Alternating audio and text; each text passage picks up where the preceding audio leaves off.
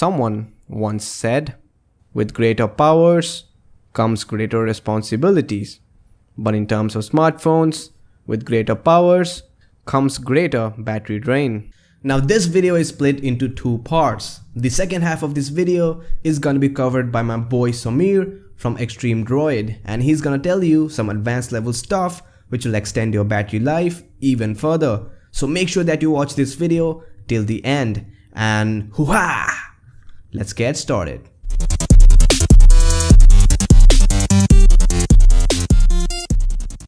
Now every smartphone has slightly different battery needs and consumes energy based on what apps you're using or what hardware your device is rocking.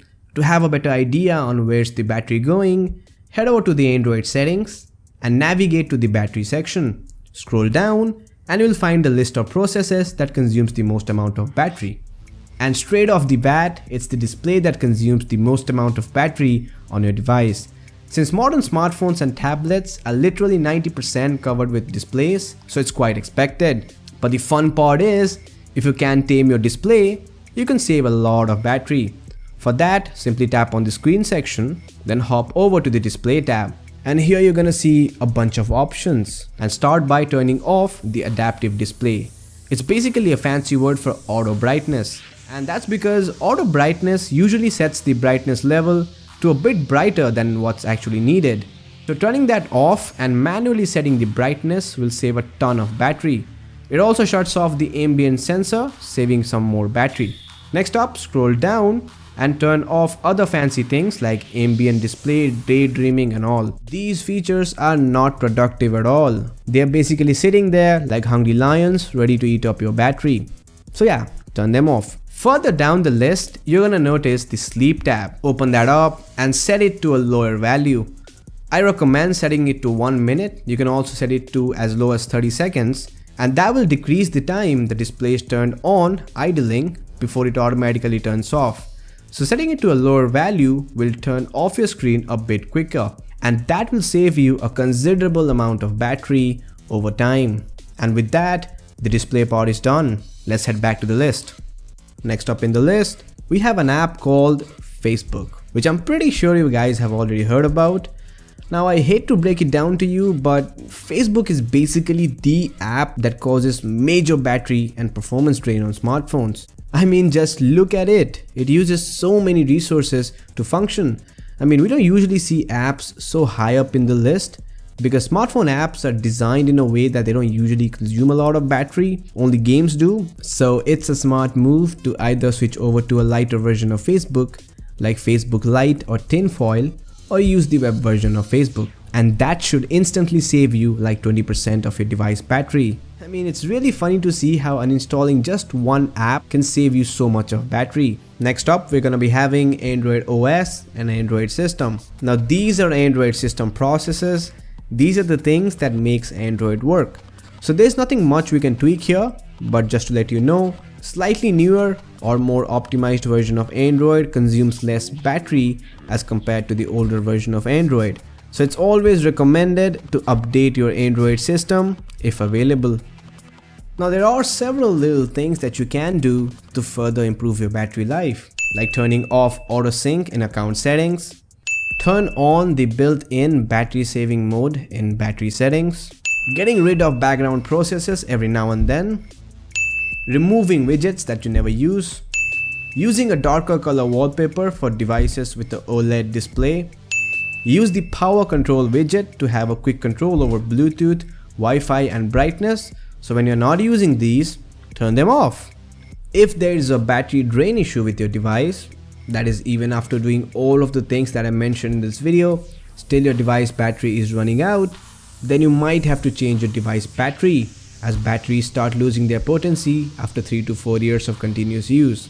But if your device simply consumes a lot of battery, that is, the battery life is poor in general, then you should rather get yourself a power bank, like this massive 16,000 milliamp hour power bank by Xiaomi, which recharges my phone like 5 times in a row, and it's made out of aluminum, so yup, feels pretty premium.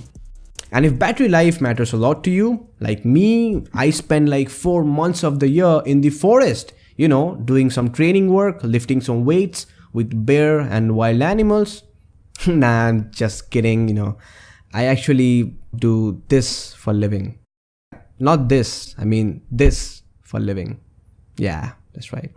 Anyways, if battery life is your thing, then you should definitely get yourself the smartphone with the world's largest smartphone battery in it, which is a massive 6000 mAh battery, almost thrice the size of most smartphones out there, which means it lasts for a whopping 4 days straight on a single charge.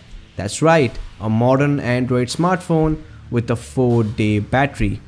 So yep, I'll let that sink in. So giving it over to Samir, enjoy the video. Battery life has been a major concern for all users around the world. Each day people try different methods to improve upon their battery life. Especially when it comes to a custom ROM, most of the users are facing battery drainage issue.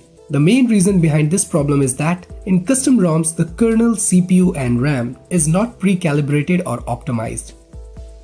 So I have come up with a method to optimize the battery as much as possible, and I had tried this method on several devices, and the good thing is that it is working in almost every device. So without further talking, this is your host Samir, and let's get started.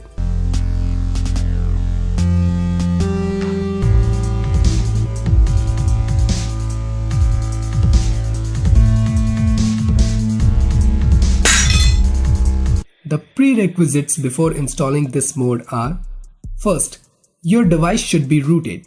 Second, you should have a custom recovery installed. Third, pre-install BusyBox command. If you don't know how to root or install custom recovery on your device, I had made a separate video on that. So just click the above link to check out that video.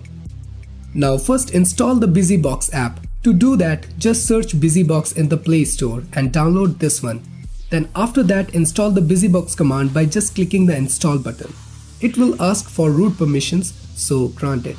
After that, download the LSpeed flashable zip file and put it in the internal memory of your device. I will leave the link of this file in the description box. Now boot your device into recovery mode and make a backup of your current ROM, which is highly recommended. Then install the LSpeed zip file. When the installation is complete, reboot your device. Now the mod has been successfully installed. To take command over this mod, you have to download an app called Terminal Emulator for Android. But one thing I would like to mention that by default the LSpeed zip file applies several kernel tweaks, RAM optimization and CPU calibrations. That should be sufficient to improve the battery life of any Android device. But if you want to go further and do some tweaks by yourself, you can use this Terminal Emulator app. To access the LSpeed setting wizard, open the emulator app and type SU, then press enter and give root access. Now type LS in capital letter and hit the enter to access the LSpeed menu. From here, enter the number 2 to access the LSpeed setting wizard.